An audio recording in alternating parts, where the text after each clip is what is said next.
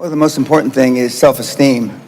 The people that we read about, the people that we admire, the Elon Musks, the Steve Jobs, the Warren Buffetts, etc., all have one thing in common. They have extremely high self-esteem. Of course, you've heard me say this before, self-esteem is built the first 7 or 8 years of life.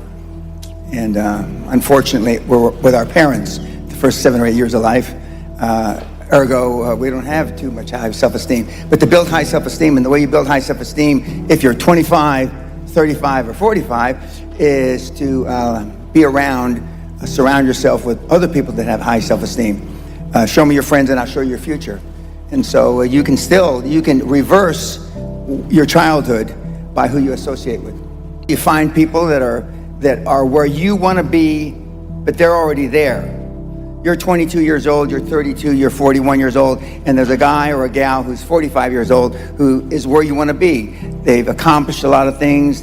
If you're into, they're saving the world, they're using their money for good causes, go associate with those people. Be around those people. And they're easy to find, but they're not going to knock on your door. They're not going to come to your apartment or your flat and ask you, oh, can I help you? Gallup did a poll in 2016, worldwide. 87.6% of all the people on the planet, 87.6% of all the people on the planet are unhappy. Of everybody that walks the face of the earth, 7.65 billion people are unhappy.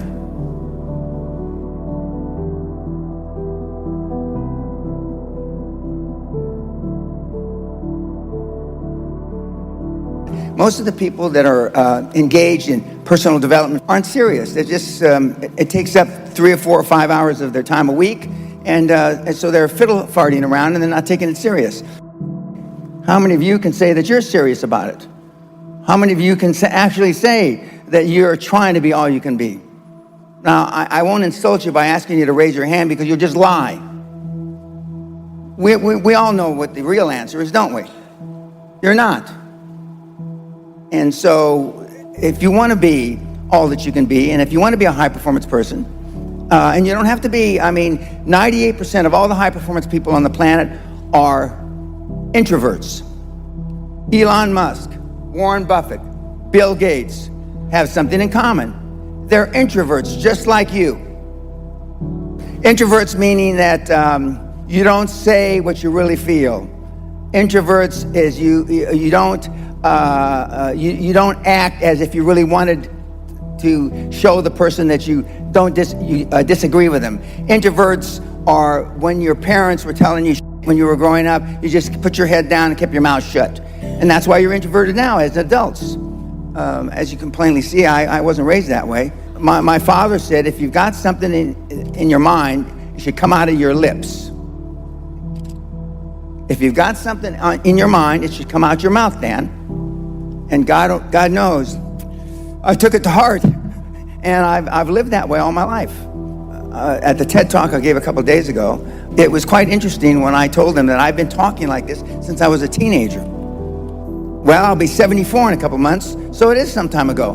But the point is that I had self-esteem. I didn't know till I got grown up and was an adult that everybody didn't have self-esteem. I didn't understand that. I didn't realize that everybody didn't have self-confidence. I didn't realize that everybody didn't have self-worth. Because the kids that I hung with all were like I was. I was doing some research for my talk, and I looked up Heineken. Gerard Heineken, who was the founder of Heineken beer in 1864, he talked his rich mother. Heineken's come from a wealthy family even before the beer. He talked his mother into buying a brewery in 1864, which they then turned into Heineken. Gerard was a hard ass, tough as nails. Now, I didn't know him, I'm not that old, but I did know Freddie Heineken, the old man, and he was hard ball buster. Now, I don't know his daughter, the current CEO of Heineken, but I'm told she's a ball buster. I did know Steve Jobs.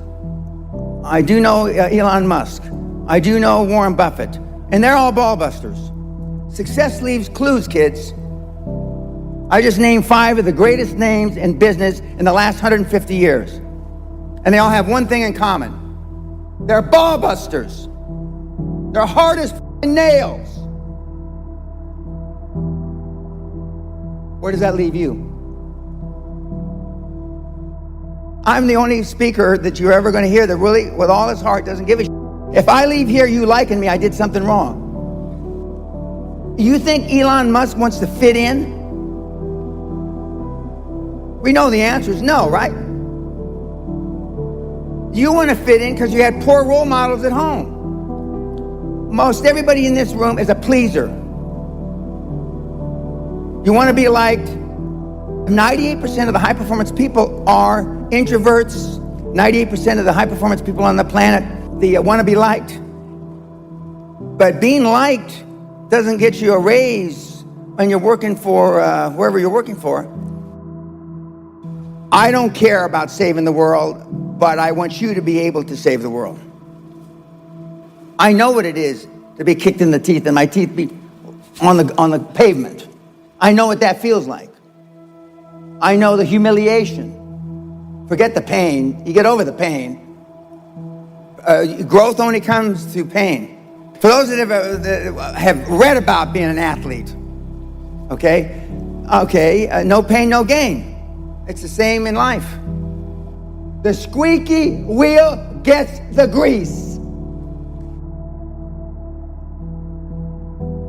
I remember what Amsterdam and Rotterdam looked like in 1952 and 53 as a little kid. Flat, bombed out.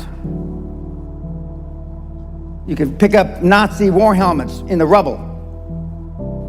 When I was here from beginning of 52 to the end of 53, during the Korean War, my dad was an army officer, and he was able to bring his dependents here. We were stationed in France, but Berlin, most of Europe was flat. So I know what it looked like. I know what it looks like now. But the people that had the big, much more expanded comfort zones were your grandparents that fought the Germans. And they had hard times. But you haven't fought anybody except your waistline. And most of you are losing that. Muhammad Ali, which used to be Cassius Clay, the great fighter, arguably one of the greatest fighters ever, he was talking shit since he was 14, 15 years old. I'm the greatest. Before he ever had a professional fight. In athletics, it's more accepted to talk shit. You've been trained, keep your head down, don't embarrass yourself, don't embarrass the family, don't say things that may not happen. And I do just the opposite. I tell you to set goals beyond your lifetime. I tell you to set goals as soon as humanly possible. When kids come to me, they want to make $1 million, $10 million, and then when they've made $100 million, they say, Mr. Peña, we would have never, ever dreamt that we could create $100 million until we met you. And I wanted the poor kids to understand that they had a methodology. There was a methodology used by one of them, and I'm considered for poor. They don't believe that I'm poor now, but that was once poor and got in a lot of trouble. You can do it if you want to do it bad enough. The operative part of that little description is if you want it bad enough. You will never exceed your highest expectation. You will never exceed your highest, craziest thought. Never. That's a guarantee. And so then why, other than you've been taught by your parents in conventional wisdom, to set low goals? What do you want your legacy to be? Some of you don't even want to talk. It's another thing you don't want to talk about. What's your legacy going to be?